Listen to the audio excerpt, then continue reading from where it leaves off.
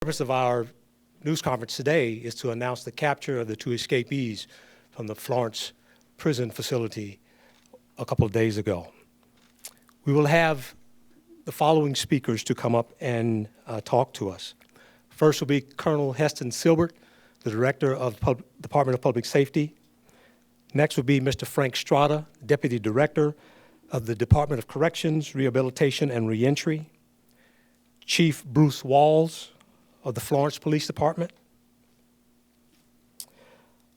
Sheriff Mark Lamb, Pinal County Sheriff's Office, and Commander Mark Tessero of the Coolidge Police Department. Also present is Attorney Kent Volkmer of the Pinal County Attorney's Office.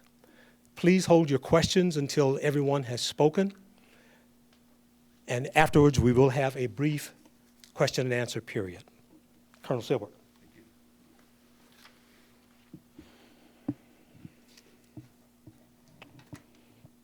Let me begin with this. Marshal David Gonzalez, I don't believe was mentioned. Marshal Gonzalez will be speaking after Deputy Director Strada. I want to begin with this. I want to thank each agency involved and possibly some people we don't know about who helped us out, but I want to thank each agency here: the United States Marshal Service, the Department of Corrections, the Coolidge Police Department, the Pinal County Sheriff's Department, the City of Florence Police Department, and the County Attorney's Office, just for guidance and support. This was a team effort. Period of time that this took place was 110 hours. Within 110 hours, these subjects are in custody. I want to go over a few of the things that transpired during this time. It was a yeoman's effort by each one of these agencies.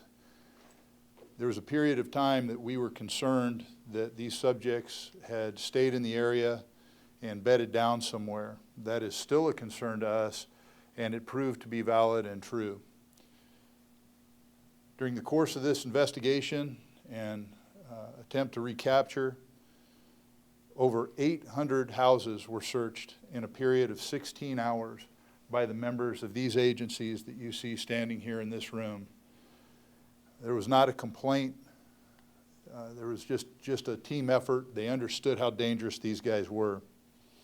When you look at the record of both of these subjects, one of them is a home invasion rapist, while the other is a molester of children ranging from ages 7 to 4 years old.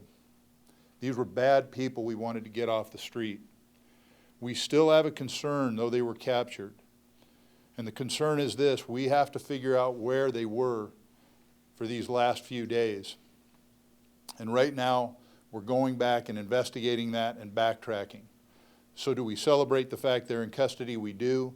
But now a great deal of the work begins, and we go back and start to look at any evidentiary facts we can find as to where they were. I asked you this earlier in the week. I would ask the public again. If you have not seen a coworker come to work and it's unexpected, or a neighbor who hasn't been at their house and it's not normal for them, please call us. Like I said, we don't know where they've been during these periods of time, but we are investigating that in earnest. I want to thank you, the members of the media, for being here and broadcasting this information in the manner you did. It was imperative that people saw these pictures. Without you pushing information out, we may not have been able to get the phone calls that we received to capture them. So I thank each of you. There are people who did call, there are people who did get involved, and we want to thank those folks as well. They did what we expected them to do. They again attempted to break into another house. This one at least was thwarted to a degree, or so we understand right now, but we're going back to investigate more. I thank you for your cooperation, and now I will turn it over to Deputy Director Frank Strada from the Arizona Department of Corrections. Thank you, Colonel. Good afternoon, everyone. I want to reiterate what the Colonel says. we want to thank all of our law enforcement partners in the apprehension of these two fugitives. It's been a team effort from start to finish, and we're grateful for their assistance in bringing these two fugitives to justice. Also want to recognize the staff who work for our victim witness area. They have been in contact with our victims in this case, and rest assured they're feeling comfortable that these two fugitives are back in custody. I also want to thank the people from the Department of Corrections who assisted us at the local level. A lot of hours, a lot of staff hours put into this apprehension, and I want to thank my staff in the Arizona Department of Corrections. As I said earlier, our investigation doesn't stop because these two individuals are in custody. We will still continue our after-action review and look at all the factors that contributed to this escape, and we will make the proper corrections from that point forward. With that, I'll turn it over to U.S. Marshal Gonzalez. Thank you, Assistant Director. Good afternoon. My name is David Gonzalez, U.S. Marshal for the District of Arizona, and I'd like to give you an overview of what the Deputy U.S. Marshals did this morning, participating in the arrest of these two individuals. This morning early, about 5 Deputy U.S. Marshals from my Tucson office were coming to Coolidge to work on an unrelated fugitive case. And they stopped by the Coolidge Police Department as our normal practice for assistance, guidance on the area. And Coolidge PD assigned 2 patrol officers to the deputy marshals when they were going to go serve a search warrant and arrest a federal fugitive. While they were at the Coolidge Police Department, a call came down of some kind of a disturbance in a cotton field nearby, and Captain Tercero will get more into that in a little bit. The deputy marshals and the Coolidge PD officer said, "Hey, we're nearby. Let's go investigate and see what kind of disturbance was going on in this cotton field." They got to the area, and they noticed 2 individuals in the middle of the cotton field. The Coolidge PD and the deputy marshals put a perimeter around this cotton field. Some of the deputy marshals got in their vehicles and was driving in the cotton field. Other officers from Coolidge and the Marshal Service were on foot and basically caught him in the middle of this cotton field. They would not obey commands. At one point, both of them said, "Just shoot me." They were both asking for the Coolidge PD officers and the deputy marshals to kill him. They would run, walk away from the officers. They obviously weren't in very good shape, so they weren't running very fast or walking very fast. So at that point, non-lethal electric shock weapons were used, also known as tasers, on the individuals. They were put into custody and eventually transported to Coolidge Police Department, and then from there for processing and further investigation. Thank you very much. Oh, I also want to state that I spoke to the 2 Maricopa County judges who sentenced these 2 individuals because when they escaped from prison, obviously there's a major concern with our judges who have tough jobs, and they were notified this morning that they were into custody, and I know they felt very relieved also. So thank you very much.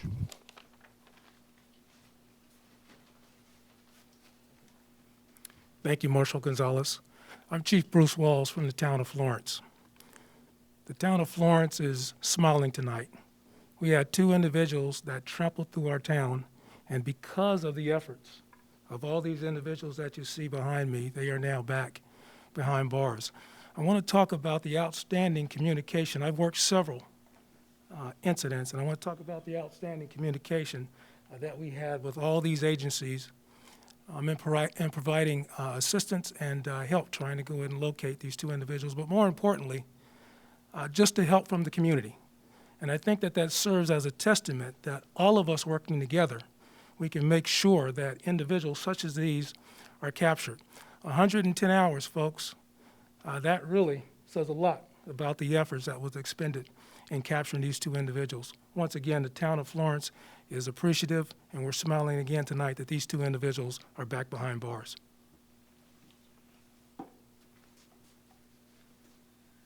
Thank you, everybody, for being here. I want to thank all these men behind me, the collaborative effort that we had to get these two gentlemen, well, not gentlemen, two prisoners in custody. I want to thank the people of Pinal County, those residents of Florence, Coolidge, Santan Valley, and I want to thank you, the media, for putting the information out as quick as we did. The fact that that information got out was an extreme value to our community and our county. I had constant messages of people wanting to assist. How can they assist? Information coming in, very beneficial. And I think you can see by the way these two men were dressed, they never got comfortable.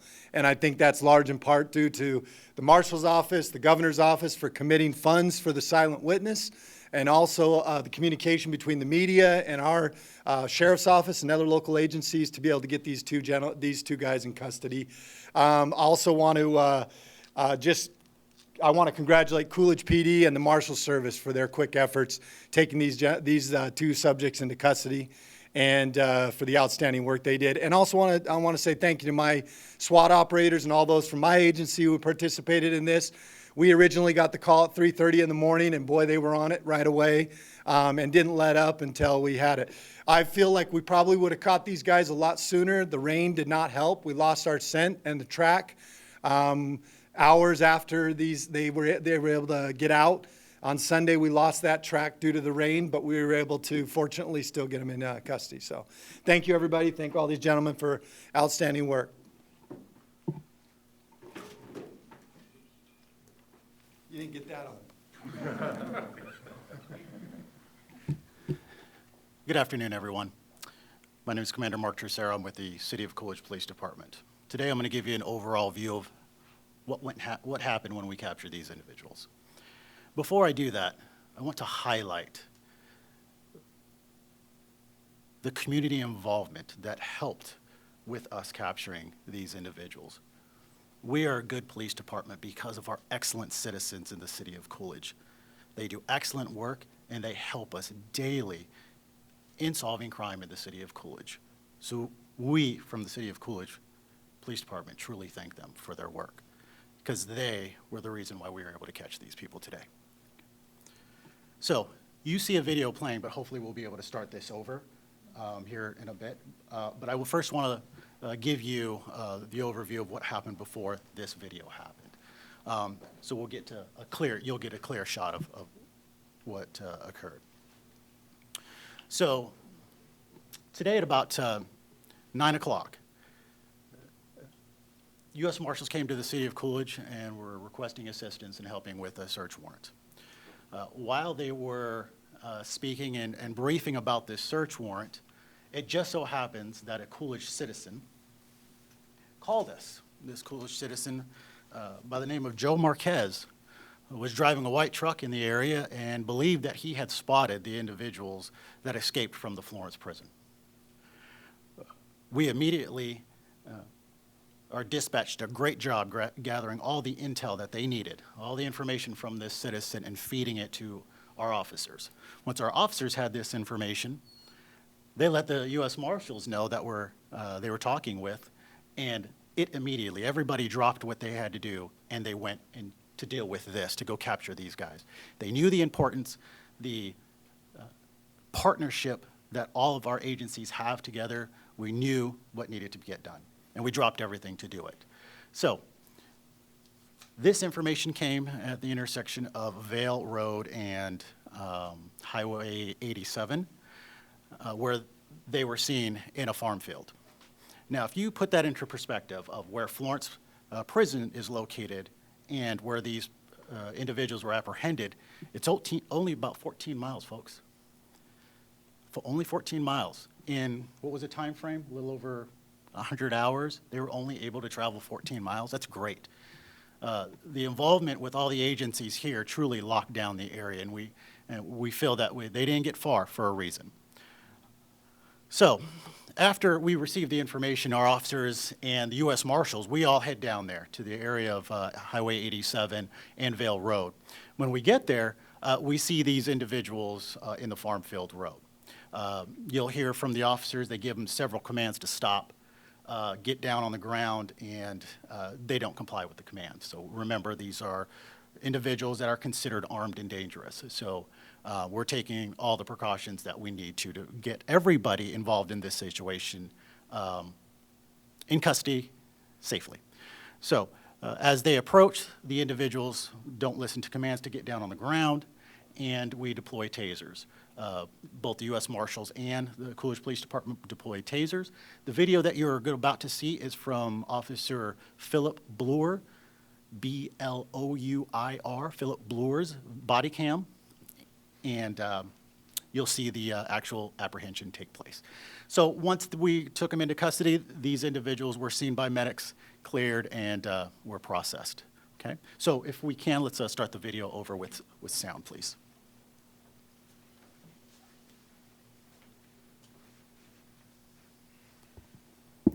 And I'll do my best to narrate for you. So here, Officer Bloor just arrives on scene. Now, 30-second delay for any Axon video footage is in place. So he sees the individuals already walking out into the farm field. They're running away, and he starts to give chase. So as you can imagine, the farm field is sludgy. It's hard to run in that. It's very soft.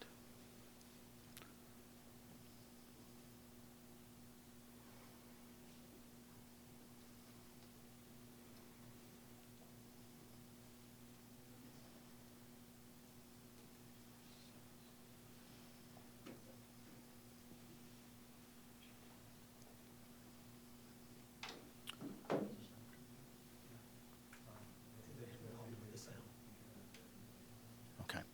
So apparently there's no sound, but here they're already yelling commands. They can see them already to get down on the ground. The escaped inmates are not complying, and they're continuing to move forward. Here you start to see them in the frame. Coolidge Police and U.S. Marshals are closing in on them. At this point, we've already given him several commands to get down. They're not. Taser is deployed. He tries to pull the taser prongs out. And here we are taking him into custody.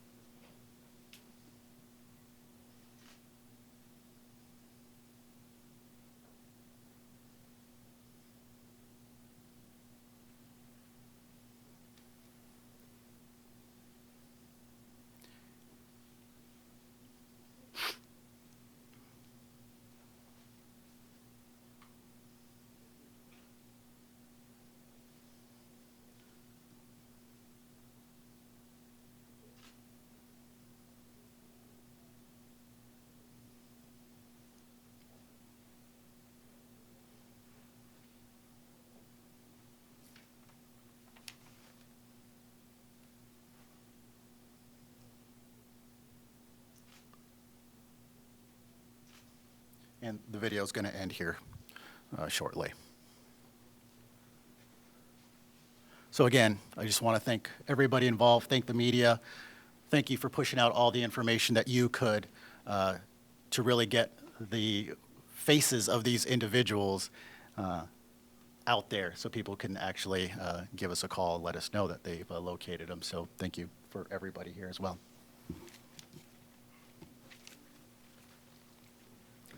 Are there any questions? So, I think the question everyone wants to know is Joe Marquez getting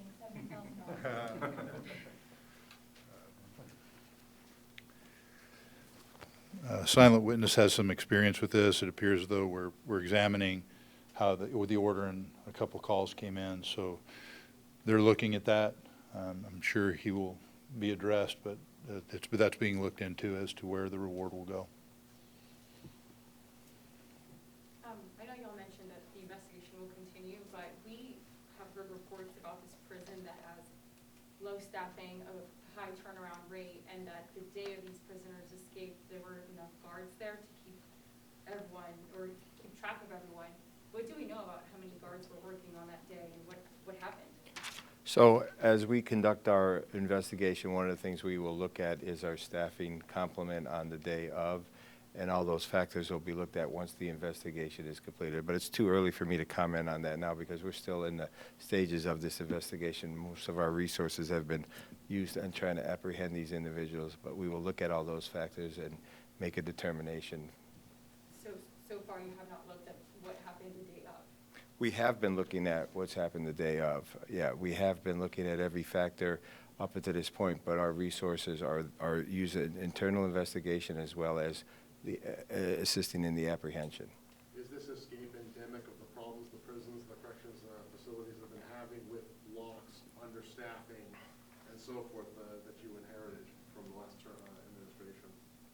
We look at all of our institutions for the institution's safety and security through our internal auditing system, and we look at where we need to improve on. And again, this is a factor that once we look at the investigation and see what some of the root causes may be, I'm not sure if staffing is one of them, but we'll have to take a look and see if that is a factor, and the proper adjustments will be made and notifications to those who need to know will be made.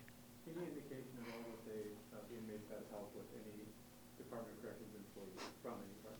I'm not aware of any information that supports that at this time. We heard on Monday that when they escaped, I believe DPS said that there was proof that they had committed a violent act. Can you disclose what that violent act was when they escaped? Yes, I think we put it out on social media within the last period of time, but no, good question. They went to a hotel in the area and attempted to rob one of the workers of the hotel. Okay. And no one at like ADC was harmed or? no, not within the institution. This was a person at a hotel. And what was the timeline on that incident? That was within brief hours after they left the institutional grounds. And then do we know what time they left the institutional grounds? We do have that detail. I'll let Deputy Director Strada address that if that's necessary. I'm sorry, can you repeat that question? Do we just know the timeline of when they actually left the property yet? I don't have that exact information, but Judy King is here. She can get back with you on that information and provide that to you. I'd imagine you guys have had time now to look at security cameras throughout the prison complex, and I know there's an investigation underway, but can you at least tell us how many times have you identified opportunities that prison employees had to spot these individuals on cameras from the moment they started their plan to the moment that they left the prison complex? Any information that's ongoing with an investigation, I don't feel comfortable at this moment disclosing just because I don't want to ruin the integrity of the investigation. Have any employees been suspended or fired? No. I will say about our employees, I speak for the director, myself, and the rest of the leadership within ADCRR, and we look at our employees as our most valuable resource, not as a vulnerability or disposable. So that's why I say we'll look at our investigation, we'll look at all the causes for the investigation and make the corrective action as needed based on the information that's provided in the investigation. But nobody has been suspended or fired as of this incident. Thank you all for coming. Thank you. Can you tell us just what happens next now? Like, what is the legal process for these guys? Last question. Go ahead, sir. Ken Volkmer, Pinal County Attorney. The process now is each individual agency will submit the requisite charges to our office. We anticipate we'll see our charges from DOC, RR, as well as likely the City of Florence, DPS, probably Coolidge as well. Our office will then review all of those charges, determine what the appropriate charges are, and then take it to a grand jury, and then the criminal process will play out from there. So are they in your county jail or are they heading back there? They are currently in our county jail, and those charges will be handled by our office. Thank you.